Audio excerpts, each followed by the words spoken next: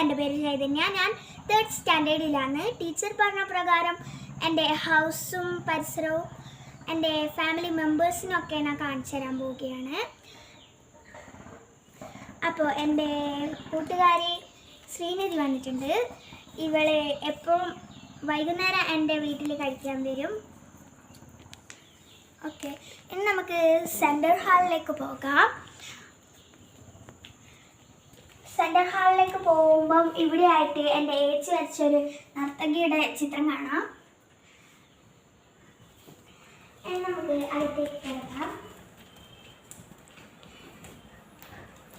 ഇതാണ് എൻ്റെ study area guys. ഇവിടെയാണ് ഞാൻ എപ്പോഴും പഠിക്കാറുള്ളത്. പിന്നെ ഇതാണ് ഞാൻ കളിക്കുന്ന ഒരു സാധനം. ഇത് ചെസ്സാണ് ഗൈസ്. എനിക്ക് മാമൻ എൻ്റെ 7ാം പിറന്നാളിന് കൊണ്ടു തന്നെയാണ് ഗൈസ്. അപ്പോൾ ഇതാണ് നമ്മുടെ കസേര. ഇത് അച്ഛൻ വാങ്ങി തന്നെയാണ്. ഇത് പുതിയതാണ്. ഞാനിത് അതുകൊണ്ട് തന്നെ അധികമൊന്നും ഉപയോഗിക്കാറില്ല. ഓക്കെ ഗൈസ്, ഇതാണ് നമ്മുടെ TV. ഈ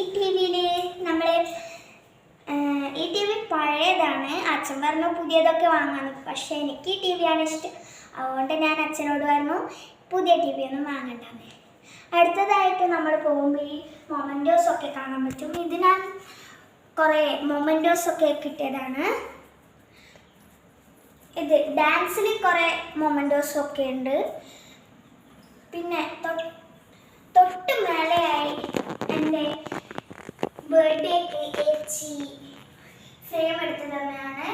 കലോത്സവത്തിന് ഭരതനാട്യത്തിന് 2nd കിട്ടിയതുകൊണ്ടാണ്. പിന്നെ അടുത്തതായിട്ട് എൻ്റെ അമ്മയുടെ ചിത്രമാണ് കാണാൻ പോകുന്നത്. പിന്നെ അങ്ങനെ ഓരോന്നും കാണാം. അടുത്തതായി നമുക്ക് എപ്പോഴും ഫോൺ കുത്തിക്കൊണ്ടിരിക്കുന്ന ഒരു വിചിത്രമായ ജീവിയെ കാണാം ഗൈസ്. അപ്പോൾ ഇതാണ് നമ്മുടെ ഫോൺ കുത്തിക്കൊണ്ടിരിക്കുന്ന ഒരു വിചിത്രമായ ജീവി.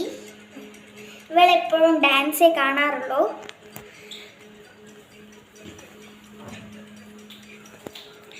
ഓക്കെ, ഇനി നമുക്ക് ഏച്ചി വരച്ച ചിത്രങ്ങളിലേക്ക് കിടക്കാം. ഒരുപാട് നല്ല ചിത്രങ്ങൾ ഏച്ചി വരക്കാറുണ്ട്. ഇതൊക്കെയാണ് ഏച്ചി ഭയങ്കര കലാകാരി ആണെന്ന് പറയുന്നത്. പിന്നെ ഞാൻ ഭയങ്കര കലാകാരിയാണ്. ഞാൻ ചിത്രമൊക്കെ വരക്കും. പിന്നെ ഞാൻ ഡാൻസ് ഒക്കെ കളിക്കും. അതുകൊണ്ടാണ് എനിക്ക് ഒരുപാട് മൊമെൻറ്റോസ് എല്ലാം കളിക്കാൻ പോകുന്നത്. അതുപോലെ തന്നെ ഞാൻ ഒരുപാട് ചിത്രങ്ങൾ വരച്ചിട്ടുണ്ട് guys.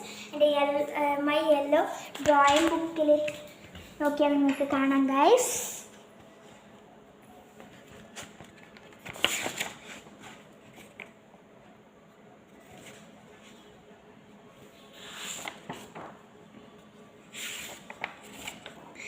Thanks guys. Okay, bye.